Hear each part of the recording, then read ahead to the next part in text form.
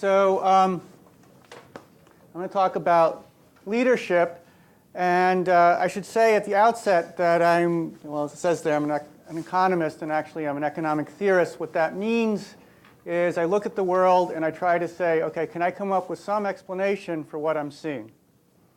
So I'm going to offer some explanations for a phenomenon I saw, and hopefully you'll buy into my explanation, and that will be useful to you in your careers. Okay, so you've probably heard a lot about leadership in various sessions like this and other training that you've had in your career, and a lot of that is good stuff, but it tends to come from the perspective of either psychology or sociology, which are perfectly fine fields, but I'm going to offer a slightly different take on leadership. So I'm going to take a take of thinking about leadership from the perspective of being strategic. Okay, so I'm not going to try to teach you how to be charismatic. I couldn't do that even if I wanted to do that. Or I'm not going to teach you various psychological tricks to get people to buy into what you want to do. I'm going to work from a world in which everyone, as if they came from planet Vulcan, right? So they're all very rational people. And so how do you, working with other really rational people, get them to do what you want? Okay, so that's where we're coming from. Okay, so in some sense, there's nothing new about thinking about leadership strategically, right? You can go all the way back to the Prince, right? Machiavelli, all about how to be very shrewd as a leader. So it's really about being strategic. And if you want to be a little bit more recent, we can go to this guy Max Weber, a famous sociologist, and he coined the phrase charismatic leadership. Now, when we hear charismatic leadership, we think about people who are really charismatic, Bill Clinton, for example. Okay, but that's not quite what he meant. What he meant by charismatic leadership are leaders who are leaders because other people believe in them and are willing to follow them. Okay? Now, it might correlate with being a Bill Clinton, but it need not correlate with being a Bill Clinton. So even if you don't feel that you have the kind of charisma of a major politician or Steve Jobs or someone like that, you can still be an effective leader as long as you can figure out ways of getting other people to believe in you and to follow you. So that's what this is about. Okay, now think about things from the flip side. All right? So I'm saying, how do you get people to follow you and believe you? Well, part of leadership is actually realizing that you need to convince the people that you want to follow you that you're not misleading them. Okay? So part of the art of leadership is really figuring out a way to get the people you want to follow you to trust you. Okay? Be convinced that you are not misleading them. Okay? So let me give you a very mundane example. So as many of you know, California underfunds its schools. The University of California, very underfunded. But, okay? But even its elementary schools and middle schools and high schools are underfunded. And so in California, organizations like the Parent-Teacher Association are very important for trying to get things up to snuff. Now, a very long time ago, when my daughter was a little girl, my wife became, through no fault of her own, the president of the PTA. So now she's a leader. But all the people she's trying to lead are volunteers, right? She can't boss them around. So she is, by Weber's notion, a charismatic leader. They're only going to follow her if they believe her. And as I said, I'm an economic theorist. So I sit around and I watch people. And I try to figure out, what are they doing? Why are they doing it? And what general lesson can I draw from it? So I watched my wife. All right. And I discovered some things. So one thing I discovered is that she got a lot better turnout at events such as, cleanup days at the school, clean up the schoolyard, or meetings in the evening if she advertised that she was bringing snacks. Okay. Now you might have a very simple explanation for this phenomenon. You say people went because they wanted the snacks. Okay. Maybe. But I do live in a really nice middle-class neighborhood. And are people really going to give up an evening or half a weekend to get those pastries? I don't think so, right? So there has to be something more to snacks as a way of getting people to show up than simply the snacks themselves. All right? So what's the power of snacks? Okay. The other thing I noticed, and this is not a picture of my wife, by the way, in case you're wondering. Anyway, so is if my wife got out in front and said, I have contributed $100 to this thing, contributions were much bigger. If she said, everyone, I want you to show up at 1 o'clock. I will be there at 10 a.m., however, getting things ready for the cleanup day or building the shed to put the earthquake supplies in or whatever it was that they were doing, she'd get much better turnout or many more contributions. So that's leading by example. So again, why is this effective? Why is leading by example an effective way to lead? Okay, so I thought about these things, and I realized that both leading by sacrifice and leading by example are ways of convincing followers that you're not misleading them. Right? Because think about the motives my wife has to mislead her followers. Right? Some activities are more worthwhile than other activities. But if a bunch of parents come and give a bunch of money or do a bunch of activities, it benefits my daughter. Right? Whether it's really worthwhile for them, who the heck cares? It's my daughter that I care about. Okay? My wife's a little bit more selfless, probably didn't quite think this way, but all right. But still, the other parents might think like me and say, well, obviously, she wants us to do a boatload of stuff because that benefits her daughter. All right? So how do we know this is really something that's going to be worthwhile not only for her daughter, but for my child too? All right? So she has to come up with ways to convince them that, yeah, these are really important things. And so I'm going to try to convince you that leading by sacrifice and leading by examples are ways in which you can convince your followers that, yeah, what you're doing is really important and that they should believe you when you say it's really important. Okay, so let me give you a simple example to try to make things perhaps a little bit more concrete and perhaps convince you a little bit more about what I'm talking about, and also for those of you who've never seen a game theory model, give you a little flavor of that as well.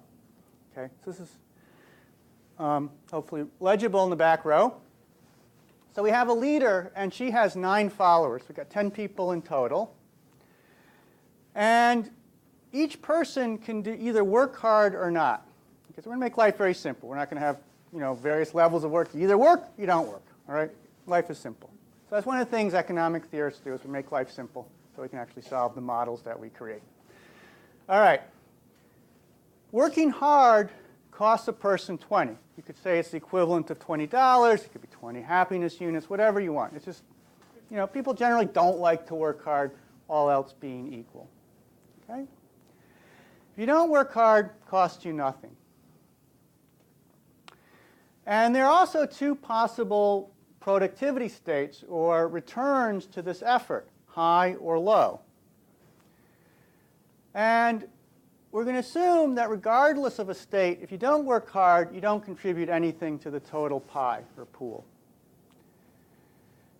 If the productivity state is high, then by working hard, you contribute 300 to the pie. And again, we can think about it in whatever unit you want. Dollars, cents, happiness units, doesn't really matter. Okay? If the productivity is low, however, working hard only contributes 10 to the pie. Okay, so that's the notion of productivity states. Some high productivity state, you're working hard, lots produced. Productivity stays low, you're working hard, doesn't produce so much. Okay? And we're going to share the pie at the end of the day equally among the 10 children, or 10 people rather. So you can think about going back to a school, right? If we build an earthquake shed to keep supplies and buy supplies to, for the kids in case of an earthquake, we're helping everybody, right? And it's going to be more or less shared equally among all the children. Okay. Now, let's suppose that everyone actually knew the productivity state was high. When it's high, what would happen? Well, would you work hard? Well, if you work hard, then you're going to add 300 to the pool, and you're going to incur a private cost of 20. you get 1/10 of the pool, so what's the effect on your net payoff from your working hard? Well, you've added 300 to the pool. You get 1/10 of that, that's 30, less the 20 private costs you incur, so your payoff is 10. Net payoff is 10, your contribution. If you don't work hard, then as I said, you add nothing to the pool. On the other hand, you incur no cost. So you get 1/10 of what you've contributed, which is nothing. So 1/10 of 0 is 0, minus 0 equals 0. Well, 10 is bigger than 0, so if you knew that the productivity state was high, it would be rational for you to work hard as an individual. What if you knew the productivity state was low? Should you work hard? Well, if you do, you add 10 to the pool, and you incur a private cost of 20. So already you can see what the answer is going to be, but we'll just go through the steps anyway. You get 1/10 of the pool. So the effect on your net payoff is you've added 10 to the pool, you get 1/10 of that, that's 1, less 20, that's minus 19. Again, if you don't work hard, you add nothing to the pool, you incur no cost, you get 1/10 of nothing, less 0 is 0. 0 is bigger than minus 19, so it would be rational for you not to work hard if you knew the productivity state was low. Okay, now here's where it gets interesting. In many situations, people don't know, right? They're trusting or relying on the leader to have this kind of information. So let's suppose only the leader knows whether it's the high productivity state or the low productivity state. Now what happens? Okay, notice the leader has an incentive to mislead, to claim the state is always high regardless of the truth, right? Because it makes the pool bigger. People are adding stuff to the pool. She gets a share of it, right? Even though it's not worth it for them if it were really the low state. Okay? So in particular, you just want to see the math. If she fools everybody to working hard, so that's 9 other people, they each contribute 10 because it's the low productivity state. They've worked hard, but they're only contributing 10. 9 times 10 is 90. She gets 1/10 of that. That's 9. 9 is bigger than 0. So she should say lie if she thought she could get away with it and claim it's the high state, even if it isn't, if she thought people would believe her. Okay, well, some caveats to that. We'll get to that in a moment. All right, of course, right, remember, we're talking about a world where everyone comes from planet Vulcan. They're all unbelievably rational people. So they can see through this. They can do the exact same mental calculations we've all done together. So they say, whoa, she has an incentive to mislead us. We should not necessarily believe her when she tells us it's the high state. So what should they do if all they hear is an announcement from her? Well, they should do the following. They should say, okay, well, there's some probability the state is high, and there's some probability the state is low. And now I'm going to sneak in a little bit of algebra in on you, so hopefully no one's going to get too upset with me. So let's just let P be the probability the state is high. Well, of course, we know the flip side must be 1 minus P. The probability is the probability the state is low. If you work hard, not knowing what the state is, what do you expect to get? Well, with probability P, you're in the high productivity state. So when you contribute, you're producing 300. When you work hard, you're contributing 300. You get 1/10 of that. With probability 1 minus P, it's really the low productivity state. So when you work hard, you're only contributing 10. You get 1/10 of that, or 1. Do all the algebra to simplify this expression, and it costs you 20. Do all the algebra to simplify this expression. That's 29 times P, the probability that it's the high state, minus 19. If you don't work hard, right, we've already done this calculation a few times now, expected net effect on own payoff is 0. Should you work hard or not? Well, if 29 times P minus 19, what you expect to get if you work hard is less than 0, then it would be rational for you never to work hard. Okay?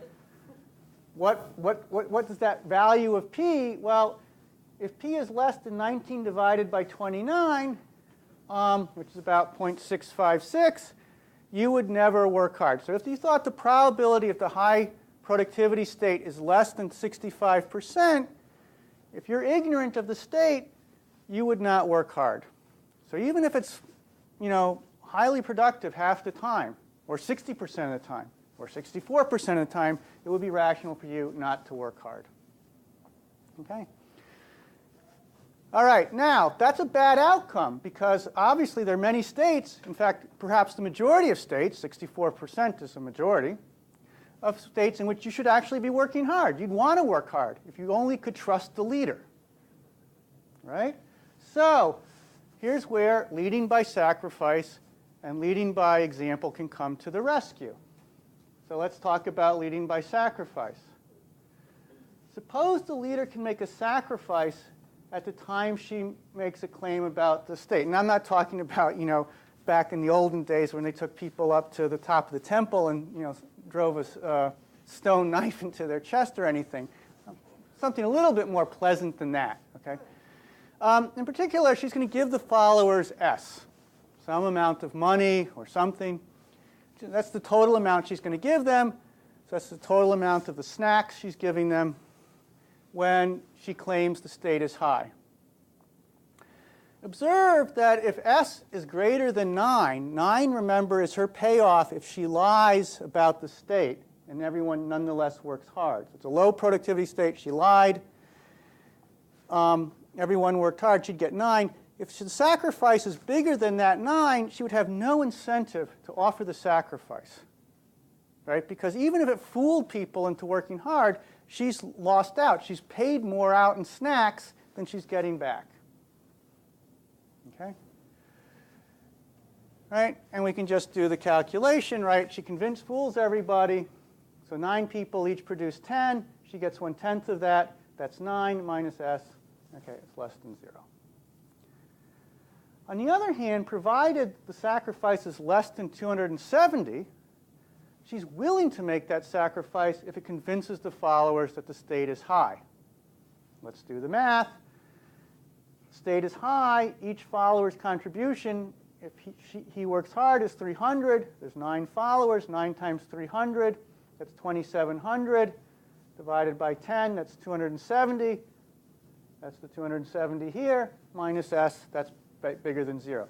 So she's willing to make a sacrifice anywhere between 9 and 270 if it convinces the followers that the state is truly high. And she would not do that if the state were truly low. So if you were a follower, you see, wow, she made a sacrifice of 20 or 11 or whatever, the state must be good. I can trust her. I can trust her claim that, yes, this is a really important project. I should give up half of my Saturday to go build a shed to put earthquake supplies in. Okay? All right, so in terms of pastries, right, because we always have to translate it back into food, right, you need to bring enough snacks that it convinces the followers that you're not trying to simply fool them. They have to believe that the sacrifice is big enough that you would not make that if the state were not good. If it was not, it was a low productivity state. I'm going to break this and then I'm going to get in trouble. All right. What about leading by example? Well, leading by example can also come to the rescue. So again, suppose that the followers can see whether the leader works hard or not. Right? They see her contribution to the cause. They see that she's gone out and bought a bunch of supplies already for the earthquake shed. Or they see that she's getting there 2 hours before they are, or whatever. Okay? And suppose that the followers believe that the leader only works hard if she thinks it's the high state. Okay? The leader has no incentives to fool them by working hard when it's really the low state. Why? Well, if she did that, she herself's only going to have produced 10. She's fooled 9 people into working hard. They're only going to add 10. 10 plus 9 times 10, that's 100, divided by 10. Remember, she only gets 1/10 of it. That's 10. 10 minus 20 is minus 10. That's less than 0, right? And she gets 0 if she just, said, it's the bad state, guys, stay home, right? But she does have an incentive to work hard if it's the high state, right? She adds 300. She's caused her 9 followers to add 300. Okay, 300 plus 270, that's 3,000. Divided by 10, that's 300 minus 20, that's 280. That's her payoff. That's bigger than 0. Okay? So by leading by example, she convinces her followers, hey, this really is the high state. I too should show up for the cleanup day or whatever activity it is. Okay, so in practical terms, you have to be if you're a leader, you have to be visibly committed to your important projects. You can't just say, oh, this is an important project, guys. I'll see you. I'm heading home, work all weekend. I'll be here Monday. Hope you've done a good job. Right? Doesn't work that way. Right? You got to be there all weekend too. Right? Or you got to stay late too. You got to be visibly committed to your important projects because that's how your followers understand that, yeah, this is really important. She wouldn't do that if it weren't really important. And if you want to think about classic examples of leadership, right? In the olden days, right, where was the leader of the army? He wasn't behind the lines, he was in front. Right? Okay? Or you think about more modern days, right? Where are the leaders that we admire, right? They're out in front, right? Martin Luther King is leading the march to Selma, right? He's out in front, right? He's saying, look, I really believe this. You guys should follow me, and I'm proving to you that I really think this is important and worthwhile because I'm putting myself in the most vulnerable position, right? So you know I'm really committed, and this is really important, and you should follow me. Okay. A few more words about this. Then we'll talk about another type of thing with leadership if I still have time. 5 minutes? 5 minutes? Yeah, I think I can do it. All right. So, in a richer model, so this was, you know, you might say, wow, that was a lot of math for late in an afternoon, but you can do this with even more math, I promise you. And if you do that, then you find out that one of the things that leading by example does is essentially increases the pool of incentives. Why? Because if I'm the leader and I know that you're kind of keying off what I do, I know that how hard I work influences how hard you work, so that makes me want to work harder. That's adding incentives to me. If you've added incentives to me, I can sort of give you back some of my extrinsic incentives, some shares of the stuff to you. Now you're all going to work harder, independent of the fact that I'm also working harder. So we've increased the pool of incentives, so we get everyone working harder. So an organization in which only the leader has information, but leads by example, will outperform one in which the information is widely dispersed, because we can create new incentives in this way. Okay? So you can sometimes do better by concentrating information in a leader who leads by example than by dispersing the information widely. Okay, 4 minutes. Okay, the last thing I want to talk about is there's another way in which a leader can convey information and have it be believed, and that's when she's developed a reputation for honesty. Okay? So when leader and followers interact repeatedly with no known end date, the leader can develop a reputation for honesty. Okay, so same situation as before. Let's imagine the probability of the high state in any period is less than that magic cutoff of 65%. And let's let beta denote how likely it is we're going to play tomorrow if we played today. So that's just our survival probability. Okay? If the leader trashes her reputation, that is, she lies, then followers are never going to believe her again. Okay? And if they never believe her, they're never going to work hard because that magic probability is less than 65%. What's the expected payoff then to a leader from being believable? Well, if she's believable and she's thinking about a future period, she doesn't know what the state's going to be. She only knows, am I believable in the future? Well, with probability, it's a high state. She's going to induce 9 people to work hard. She's going to get 300 from each of them. She gets one, or they're each going to contribute 300. She's going to get 1/10 of all of that. That's worth 270 times P. So the expected payoff to her, if she admits the current state is bad, she's honest when it's painful to be honest, she gets 0 today. But the next period, which might occur with probability beta, she expects to get 270 times P, 2 periods or 2 days in the future, so that we have to multiply that by beta squared because the probability we survive to tomorrow times the probability we survive to the day after tomorrow times 270 times p, da da da da da. Simplifies to that expression. You have to take my word for that, I'm afraid.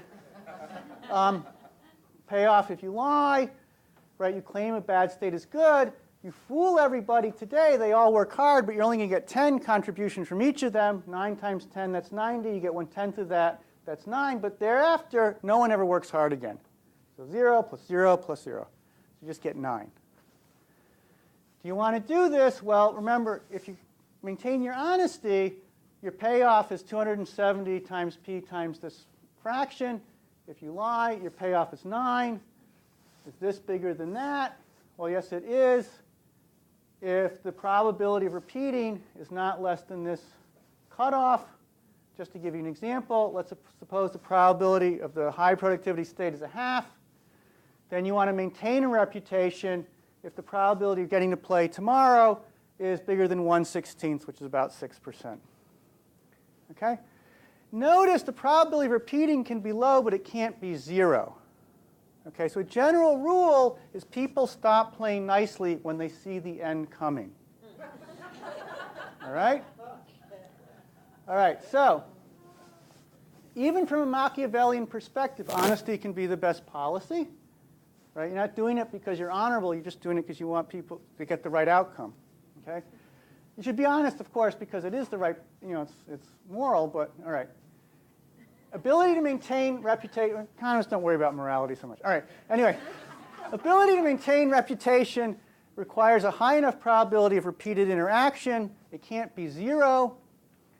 And this is why reputation can evaporate regardless of behavior if others see you're about to leave. So my wife is only president of the PTA for a year. And people don't know her, and they don't know what other future interactions are going to have with her. So she can't necessarily develop a reputation for honesty. Right? She has to resort to sacrifice or example.